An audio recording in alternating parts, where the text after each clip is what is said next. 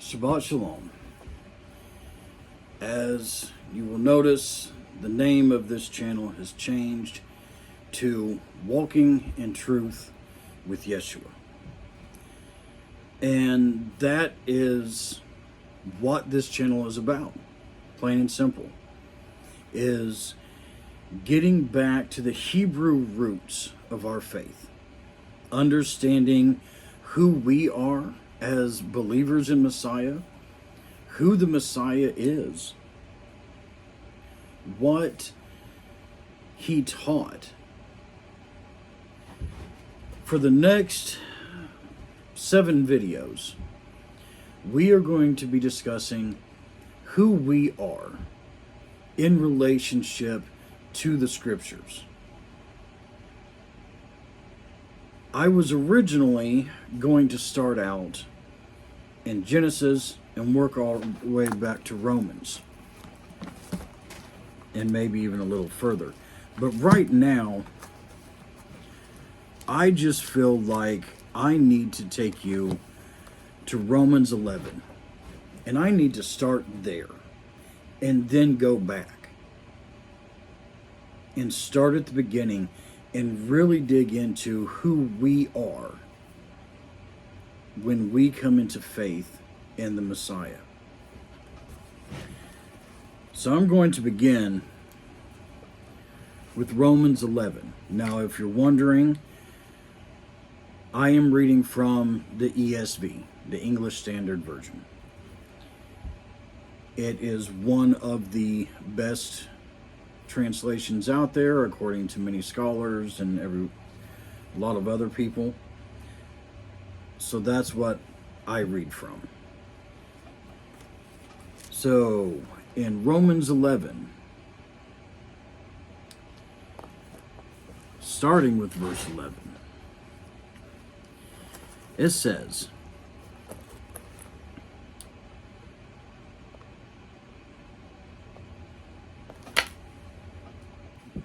I apologize. Let's skip down to verse 13. In verse 13, he says, "Now I am speaking to you Gentiles, inasmuch then as I am an apostle to the Gentiles, I magnify my ministry in order somehow to make my fellow Jews jealous and thus save some of them.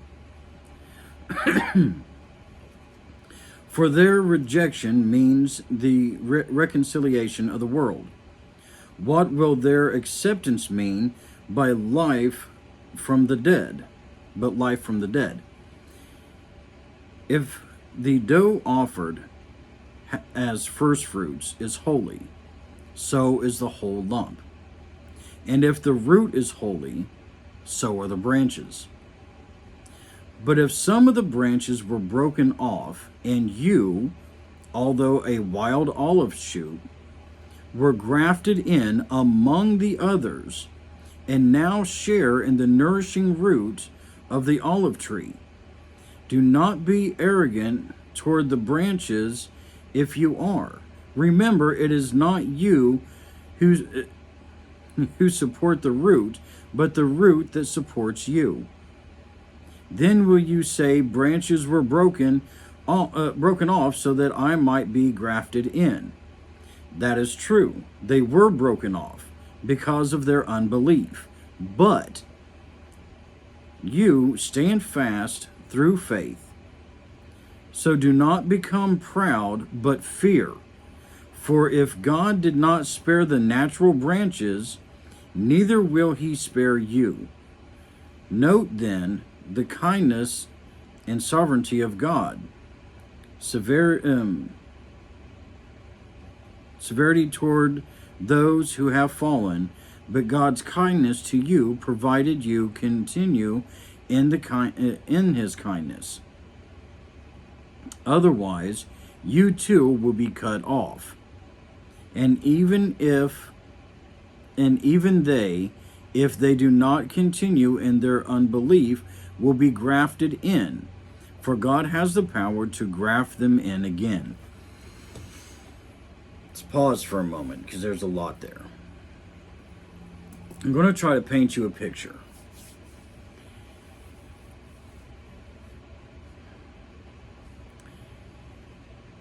He's speaking of an olive tree with all these beautiful branches.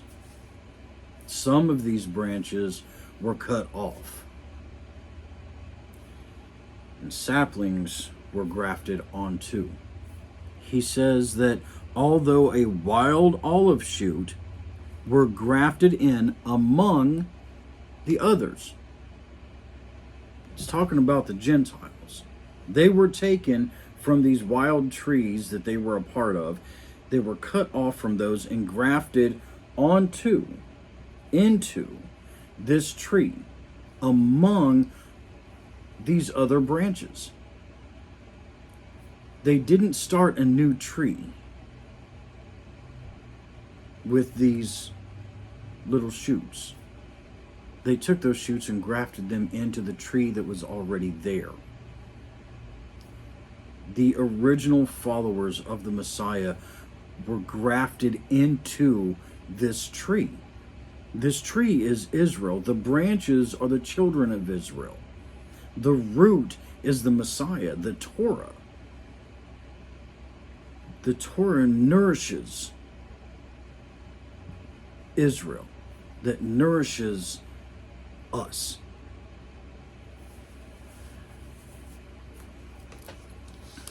Going back just a little bit further, he says in Galatians chapter 3, verse 29, speaking to the Galatians, "For you are all one in Messiah Yeshua. And if you are the Messiahs, then you are Abraham's offspring, heirs according to promise." If we are one in the Messiah, then we become Abraham's offspring. What does that mean to be Abraham's offspring? Well, this is where we go back. And we're going to start at the beginning with our father Abraham. We're going to go back to Genesis chapter 15. In Genesis chapter 15, Avraham in Hebrew, has already been called out from among his family, from among his countrymen.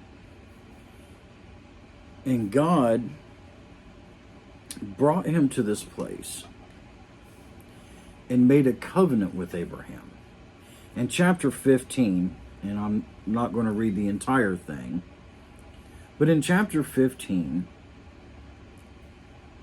God tells Abraham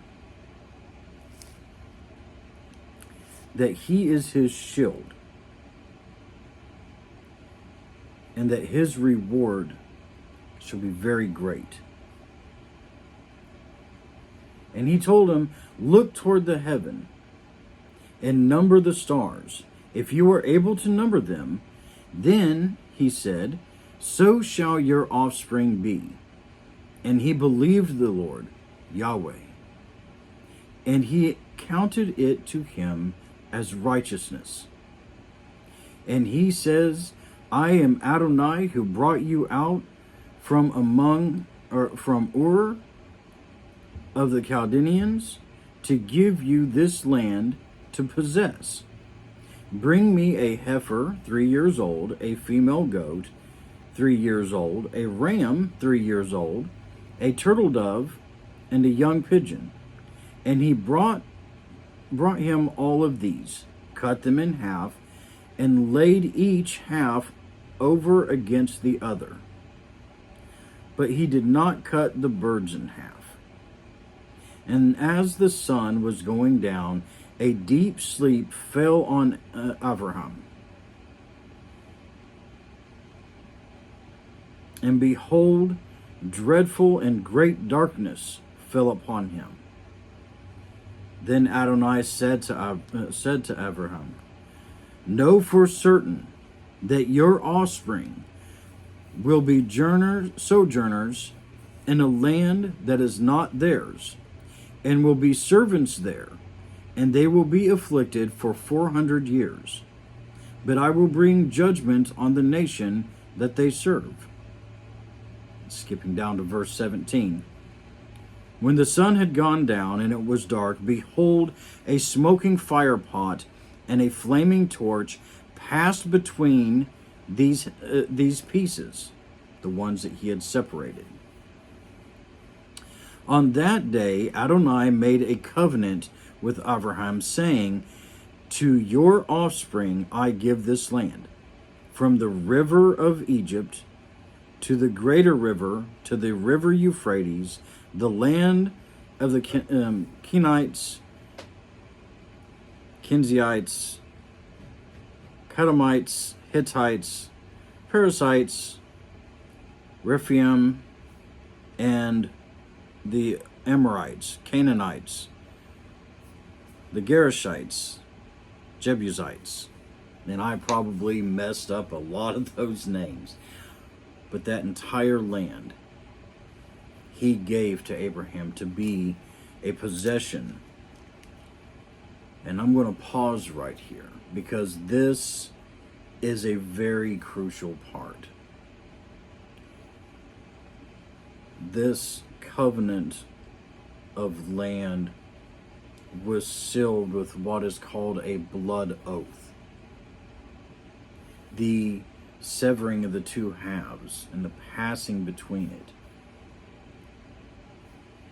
In those days, when individuals were going to make a covenant with one another, they would take a red heifer and they would cut it into half.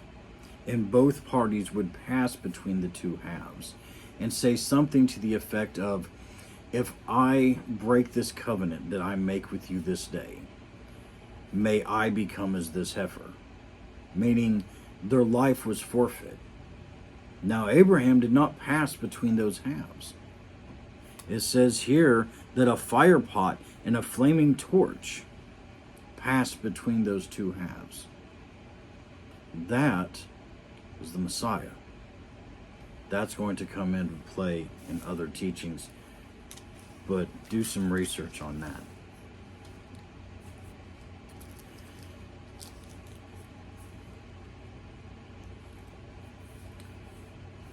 God promised Abraham offspring as numerous as the stars in the heavens.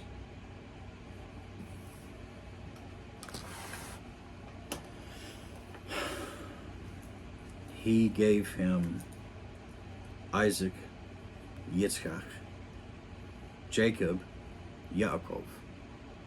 From Yaakov came the 12 tribes of Israel. Those 12 tribes were taken into Egypt, where they were indeed slaves for 400 years. And after that time came Moses. Moses was not a great man. He was a murderer. He had a speech impediment, but he was obedient. And God used him to free his children. God made this covenant with Abraham. And Abraham knew that his descendants, they would be innumerable. Not just a small number of people in one place, but in other parts of Scripture it says that they'd be as numerous as the sands of the shore. Can't count them.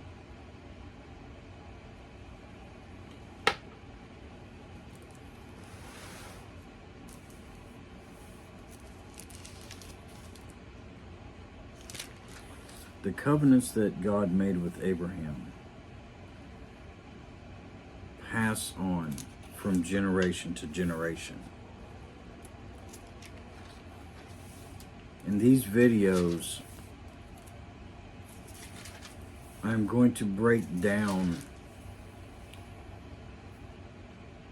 starting here in Genesis, going through Exodus, Jeremiah, and other books that tell the story of what happened to Israel as a nation being taken out of the land of Egypt, being freed from that bondage. The first Passover, the individuals that went with them, the children of Israel were called to be a holy priesthood, a kingdom of priests. It is through the children of Israel that God makes himself known to the rest of the world. That's how it was in the beginning. That's how it was always meant to be. And we're going to get into a lot of the why are things different. But this is where our roots start, is with our father Abraham, with the 12 tribes of Israel. In our next video, we are going to be talking about the Exodus from Egypt. Now, if you're not familiar with the stories in between,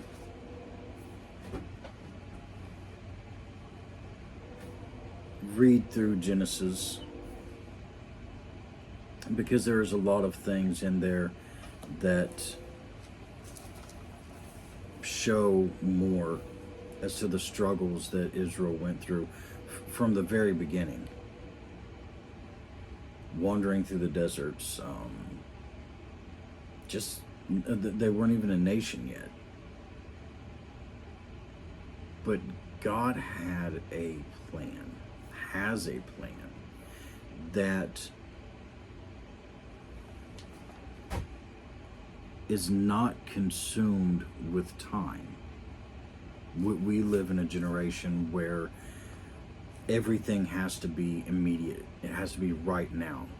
Abraham was told by God that his descendants would be as numerous as the stars in the heavens, and obviously that's not going to happen within his lifetime. He knew when he looked up into that sky that he was looking hundreds, thousands of generations from now.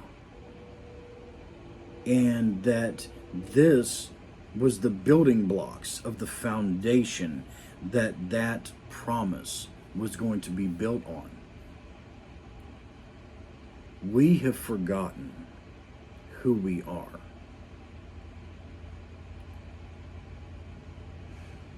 We have forgotten because we've been lied to, honestly.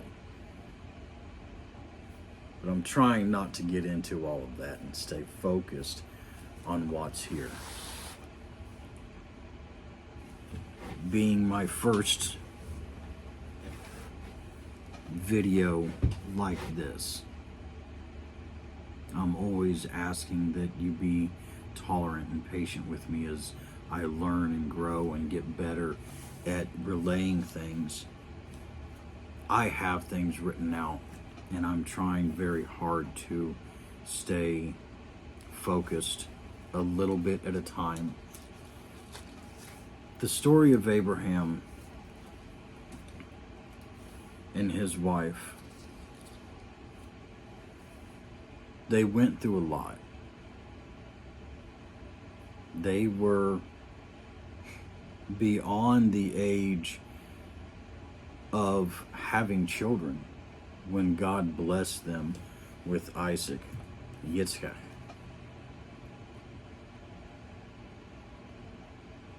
And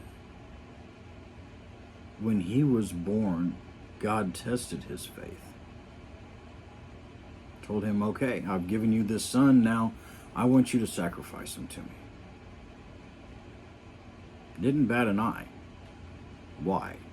Not because he didn't love his son. Here's the promise that God had given him beginning. But Abraham had faith. So he knew that God was going to fulfill his promise through this son. He believed that God would raise him from the dead. And so he went. This is where we come from. When we sit in church and they say that we are saved through faith, not by works, that is true. But works always follow faith. Our father Abraham had faith in God. He had faith in Elohim. When God brought him out and showed him the night sky, it's not like the night sky that we see today. No lights, stars beyond counting. And he knew that God was using him to bring redemption to the earth, to make himself known through him. It was the beginning of something indescribable. Abraham knew that. And so everything that he did was focused on that. Long term, focused on us today. In my next video, we're going to talk more about what that looks like as far as a multitude of nations. Because God promised him that he would make him the father of many nations. Not just one, but many nations. From our father Abraham came Isaac, Jacob, the 12 tribes. And we're going to follow this journey for a little bit. And unfortunately, I am going to stumble over myself and I am going to make mistakes.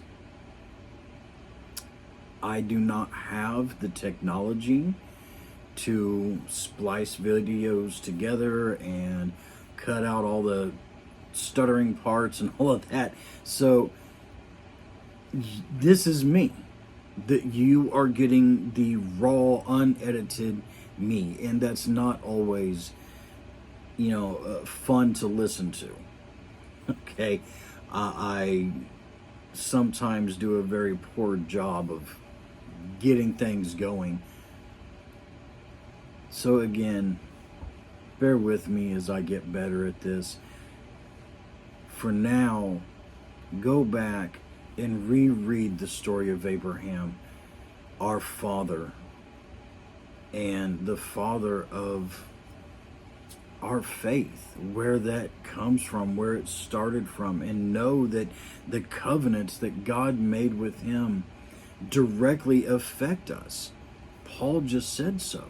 We are heirs of promise because we are grafted into this tree. This tree that is Israel, that is the God of Abraham, Isaac, and Jacob.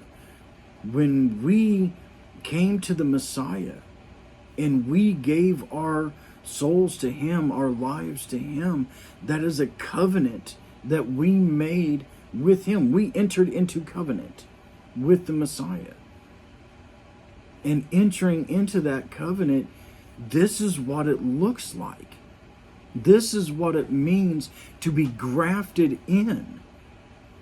We now have a family, and I don't want to use the word adopted, but we have a family that we are just now learning about.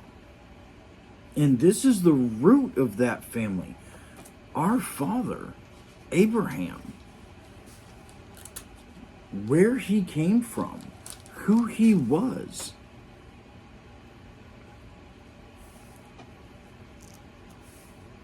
He was a man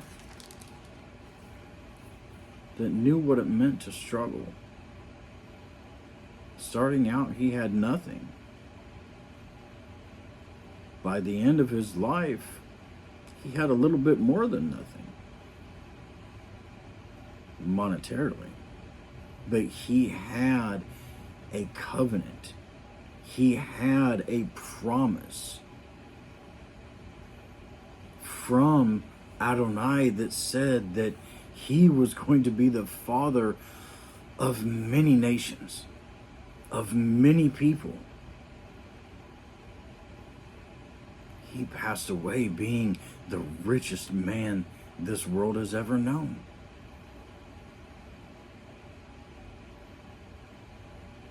Abraham, Isaac, Jacob,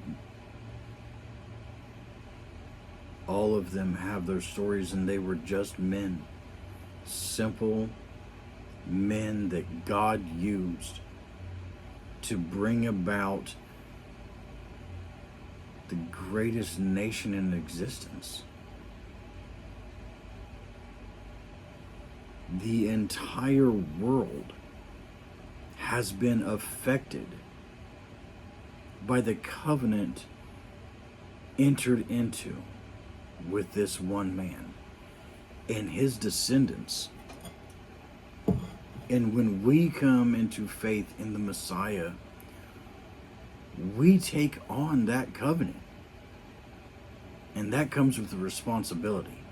One that we are going to talk about more as we get into more of who Israel is, and as we talk about how Israel became an actual nation. How it went from being a bunch of family members to now we are a nation. We have laws, we have our traditions, we have our customs, we have our own way of dressing, our own way of eating. We have all of these things, and it's because God gave it to them.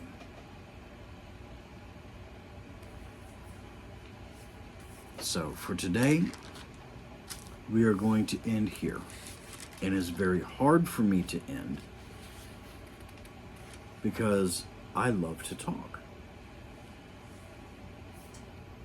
And I want to tell you so much more about Abraham. But I don't want to lose focus.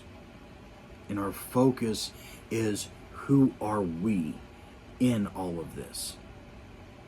Today we are talking about we are the children of Abraham. Galatians, Romans. We are grafted into that family. Galatians chapter 3. Again, verse 29. And if you are the Messiah's, then you are Abraham's seed, offspring, heirs according to promise. You can't get any plainer than that. We are the offspring of Abraham because we are grafted in. This is not the first time that people were grafted into the house of Israel. And we're going to get to that tomorrow when we talk, not tomorrow. Sorry. We are going to get into that in just a little bit. when we talk about Moses and leading the children of Israel out of slavery and into the promised land. So until then, shalom, God bless.